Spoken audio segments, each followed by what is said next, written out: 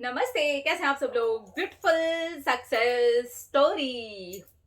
तो ये success story में इन्होंने लिखा है, हेलो दी नमस्ते, आप मेरा नाम मत लीजिएगा, मेरा नाम है। मैं कानपुर की रहने वाली हूँ, मैं एक स्टूडेंट हूँ।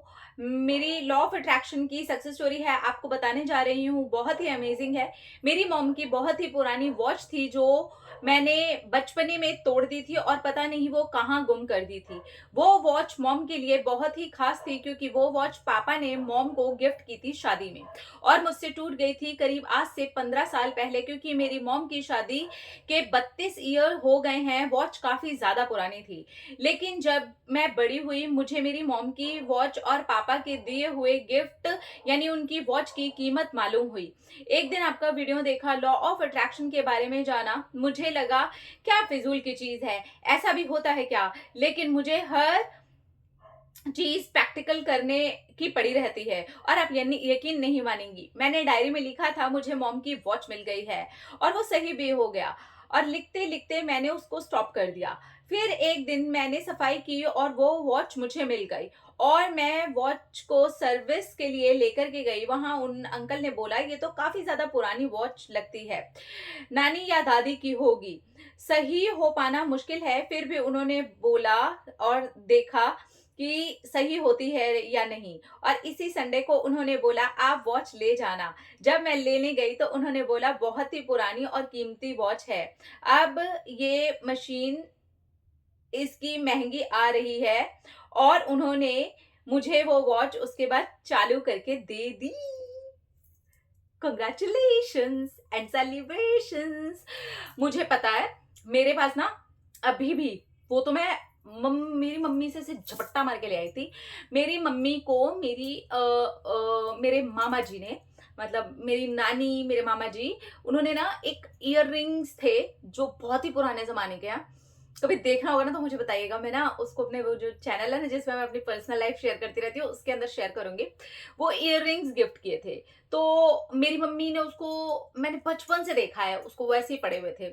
मैं इसलिए अपनी कहानी इसलिए बीच में बता रही हूँ ताकि इन चीजों से बड़ा कनेक्शन होता है। तो मैं शुरू से देखती थी और क्योंकि जब मैं टीन एज वगैरह में थी तो कभी लगा नहीं कि मैं उन चीजों के साथ इतनी ज्यादा कनेक्टेड हो सकती हूँ। पर अब मैंने अपनी मम्मी से बोला, मम्मी मामा जी ने वो इयररिंग्स आपको दिए थे वो कहाँ है, आपको कभी पहने ही नहीं देखा। बोलती बहुत पुराने जमाने के हो गए, कौन पहनेगा, पता नहीं कहाँ पड़े होंगे। तो मैं गई उनकी अलमारी और ये सारी चीजें खंगाली, वो सच्ची में मिल गए, एक छोटे से डिब्बे में पड़े हुए थे। मैंने कहा मम्मी ये, तो मम्मी बोलती है अरे ये क्या है, पता नहीं इतने पुराने जमाने के हैं, पता नहीं मैं इसका क्या करूं। मैंने कहा आपको नहीं पता चल रहा, मैं ले लूं। तो मम्मी बोली तुम क्या करोगी, ये कोई नहीं पहनता आज के जमाने में, ये इतने पुराने जमाने के हैं। कहा हाँ ठीक है मम्मी, पुराने जमाने के इसीलिए मुझे चाहिए ये। नानी ने, मामा ने आपको दिए थे, मुझे ये वाले इयर रिंग चाहिए। तो मम्मी बोली और बहुत सारे हैं, देखो देखो ये मैंने नया लिया, वो मैंने नया लिया। मैंने कहा नहीं मेरे को नया चाहिए नहीं मम्मी, मुझे वही वाला चाहिए। तो मम्मी बोले ये कोई इतना महंगा भी नहीं होगा, ये ऐसा भी नहीं होगा। महंगे की बात ही नहीं है, बात ये है कि मुझे यही वाला चाहिए। तो वो वाले इयररिंग्स मैं लेकर के आ गई। मैंने उसे बड़े संभाल करके अपने पास रखा हुआ है। तो ऐसे लगता है ना, हाँ भाई मेरी मम्मी की शादी में मेरे मामा नानी वगैरह ने कुछ दिया था। मतलब दिया तो ऑब्वियसली कुछ और भी होगा, मेरे को नहीं पता दिया लिया क्या है, क्योंकि मैं उन चीजों पर ना वो देखती हूँ ना मेरे घर वाले कभी उस चीज को, टॉपिक को डिस्कस करते हैं। सो खैर वो बात बकवास, पता नहीं क्या कर रही हूँ मैं। हाँ, तो वो इयररिंग से मैं कनेक्शन की बात कर रही हूँ। तो वो जो इयररिंग से कनेक्शन था वो इनकी मम्मी की वॉच जैसा मुझे कनेक्शन लगा। तो सोचिए मेरे वाले इयररिंग तो नानी वाले इयररिंग थे ना। तो बस वैसे ही जैसे मेरे मम्मी पापा मिले होंगे तो मेरी नानी ने या मेरे मामा ने कुछ गिफ्ट दिया था, बस वैसा ही कुछ समथिंग था जो इनकी स्टोरी के अंदर मुझे फील हुआ कि वो याद आ जाता है ना। मैं खुद इतने टाइम से सोच रही थी पता नहीं मेरी मम्मी को मिलेंगे नहीं मिलेंगे, क्योंकि मेरी मम्मी बड़ी लापरवाह थी वो इयररिंग्स को लेकर के। अरे पड़े होंगे कहीं, अरे क्या करना है, क्योंकि मेरी मम्मी की काफी सारी ज्वेलरी ऐसी थी जो शादी के बाद कुछ टाइम के बाद मेरे सब कुछ खो गया था। मतलब बहुत ही पुरानी बात है ये। तो ऐसा भी था, पता नहीं मैंने देखे उसके बाद तो नहीं कुछ चीजें खो गई। मेरी मम्मी उसके लिए बहुत केयरलेस है, कहीं ऐसा तो नहीं है यहाँ हो गया। लेकिन नहीं भैया वो केयरलेस नहीं थी, वो कहीं अंदर छोटी सी डिबिया में पड़े हुए थे।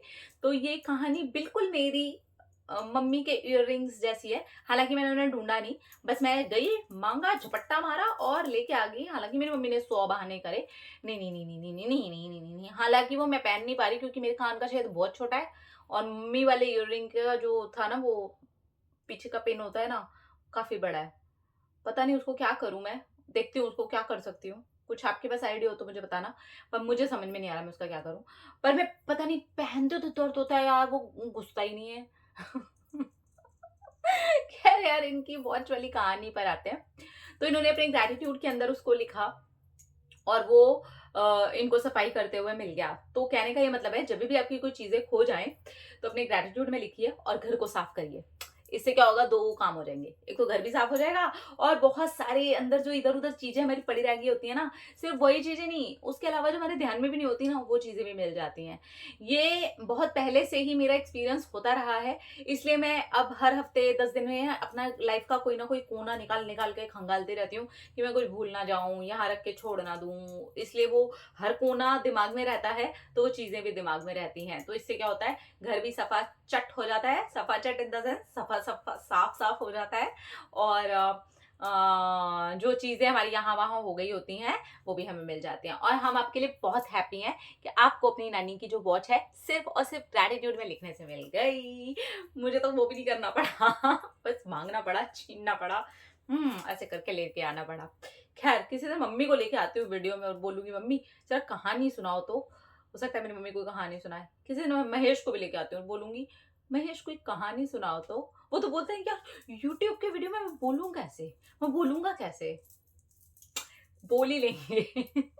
मैं उनको बोलती हूँ, जैसे डायलॉग बोलते हो ना वैसे बोल लो। तो वो बोलते हैं, नहीं, नहीं, नहीं, पता नहीं यूट्यूब में कैसे बोलते हैं। अरे यूट्यूब में तो ज़्यादा आसान है यार। वहाँ तो फिर भी हम एक्टिंग करते हैं, यहाँ तो जैसे है वैसे बोल दो, है ना? तो आप भी रिक्वेस्ट करो कि बोल दो यार थोड़ा-सा। ओके। अपना-अपना रखिए ख्याल, अपने आप से कीजिए ढेर सारा प्यार ताकि मैं अट्रैक्ट करे ढेर सारा प्यार। I love you. टाटा।